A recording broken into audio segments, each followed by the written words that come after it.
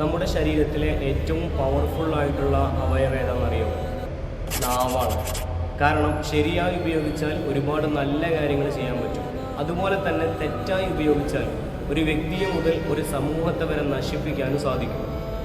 ഉദാഹരണമായിട്ട് ഞാൻ ഈ വീഡിയോയിൽ ഏതെങ്കിലും ഒരു വ്യക്തിയെക്കുറിച്ച് അല്ലെങ്കിൽ ഒരു സമൂഹത്തെക്കുറിച്ച് എന്തെങ്കിലും ഒരു വേണ്ടാത്തത് പറഞ്ഞു എന്നിരിക്കട്ടെ, അതിൻ്റെ ശരിയും തെറ്റും മനസ്സിലാക്കാതെ എന്നെ സപ്പോർട്ട് ചെയ്യാനും എതിർക്കാനും ആളുകളുണ്ടാവും.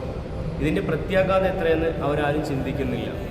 പ്രധാനമായിട്ടും നമ്മുടെ സോഷ്യൽ മീഡിയയിലൊക്കെ ആരെങ്കിലും വീഡിയോയിൽ വന്ന് എന്തെങ്കിലും വേണ്ടാത്തത് പറയും, അതിനെ സപ്പോർട്ട് ചെയ്തും എതിർത്തും ആളുകൾ വരും. ഇതുകൊണ്ടുണ്ടാകുന്ന പ്രശ്നങ്ങൾ വളരെ ഗുരുതരമാണ്. പക്ഷെ പലരും അത് മനസ്സിലാക്കുന്നില്ല.